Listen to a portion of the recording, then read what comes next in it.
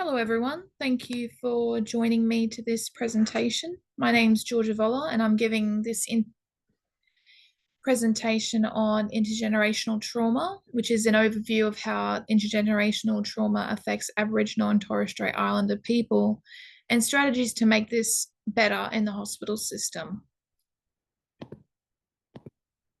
First, I'd like to start out with an acknowledgement of country. I would like to acknowledge the traditional custodians of the land on which we meet today and pay my respects to their elders, past and present. And I'd also like to include a warning that this presentation does include images of those who are now deceased for my First Nations people.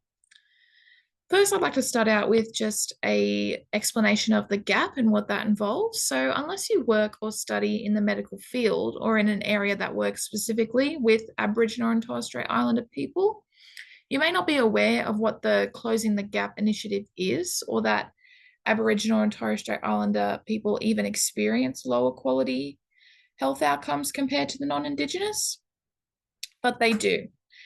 Aboriginal and Torres Strait Islander people are more susceptible to health conditions such as ischemic heart disease, dementia, cerebrovascular disease, lung cancer, asthma, obesity, mental health and substance use disorders, and injuries being the most prevalent. And their life expectancy is even 10 years shorter than non-Indigenous Australians, with it only being 71 for males and 75 for females. So the gap, when you hear that in healthcare context, refers to the difference in health outcomes amongst the First Nations and the non-Indigenous. And this is very clearly displayed on the graph next to me. For example, look at this emotional distress score between the First Nations and non-Indigenous and morbidity scores. Yes. But why? Why is this? Why is there such a significant difference between our health outcomes? There are a variety of factors we could blame, including reduced access to health services and education that is culturally safe and welcoming, Australia's history of assimilation and segregation amongst the Aboriginal and Torres Strait Islanders, causing a mistrust in the health system. But the main factor we are speaking about today is intergenerational trauma. Intergenerational trauma, what is this? So intergenerational trauma refers to the passing down of one's own traumatic experiences and negative effects of this trauma onto their children and then their grandchildren and the generations that follow on.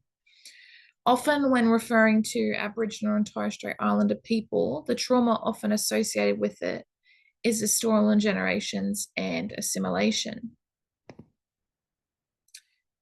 How was this intergenerational trauma created?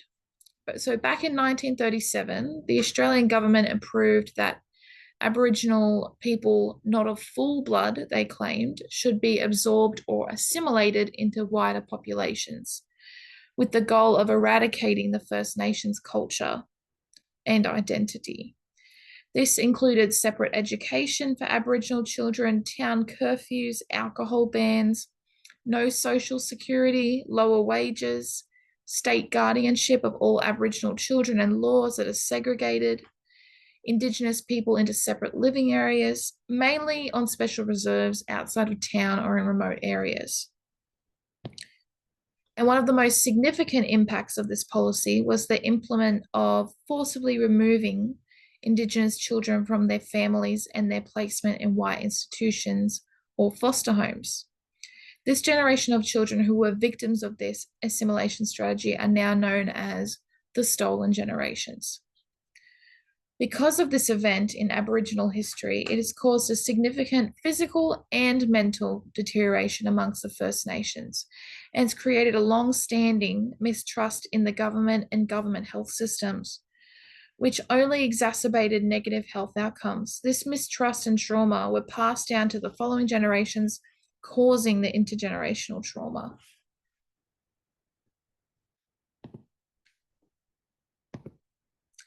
So the nurses and midwives' involvement in this. It is vital that as nurses and midwives, we are aware of these events in history and the effect it has caused. Because of the significant gap in health outcomes experienced by this population, it means that we see a large amount of this population in hospital. So it is important to understand what personal experiences have brought them to this point and how we can improve their quality of life.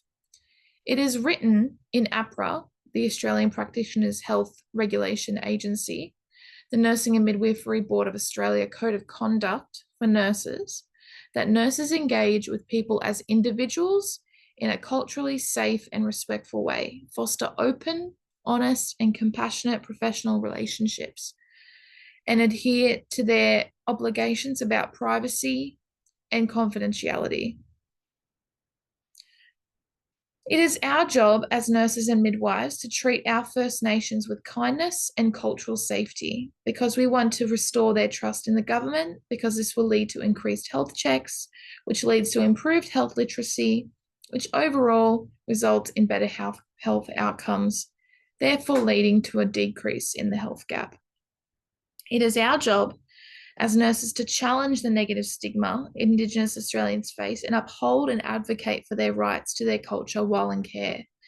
As nurses, we believe every person, regardless of race, religion, culture, age, gender, or sexuality, is deserving of respect, has every right to live their life how they choose, and no one's beliefs or choices are above anyone else's, and is deserving of equal access and opportunity to healthcare to improve their health and quality of life. So we must foster an environment that is welcoming of this. So strategies to reduce the effect of this issue. Certain strategies we can implement to help reduce the effect of intergenerational trauma in healthcare environments include referring to an Aboriginal liaison officer. In many hospitals across Australia, there are service providers called Aboriginal liaison officers, which help Aboriginal and Torres Strait Islander Australians and their families better understand their care requirements, hospital needs, and treatment options. They can also help talk to health professionals so that they can understand medical procedures and routines and participate actively in decisions about their care if they wish. This can help as they can feel more comfortable and trusting of someone from their culture that can better understand them and their beliefs. And it can also be helpful for them to educate hospital staff on how they can provide culturally sensitive healthcare if they're unsure. We can also use interpreters. So there are up to 250 or so Indigenous nations, each having their own language. So some Aboriginal and Torres Strait Islander Australians may speak different languages that we're unsure of and don't know. So contacting a New South Wales health interpreter ensures effective communication, which creates equal access to health and understanding for the patient. Ensuring access to a hospital psychologist. So being aware of the high prevalence of intergenerational trauma among this population group, and ensuring access to a psychologist or a person of their choosing, for example, an elder they may choose, can improve their mental health outcomes and improve their trust in the hospital system, and will improve the likelihood of them seeking healthcare in the future if required. And also learning about their culture, taking time to do research and educating oneself about Aboriginal and Torres Strait Islander culture and beliefs can assist in better understanding how to care for your patients. However, it is important to remember that they are still individuals with their own personal beliefs and that not all are the same. There are up to 250 or so Indigenous nations, each having their own language, their own names, and country or tribal lands. So it's good to learn about their culture, but don't expect that that is the standard for everybody. Thank you for listening. I hope this better improves your practice with our Aboriginal and Torres Strait Islander patients in the future. Thank you for listening.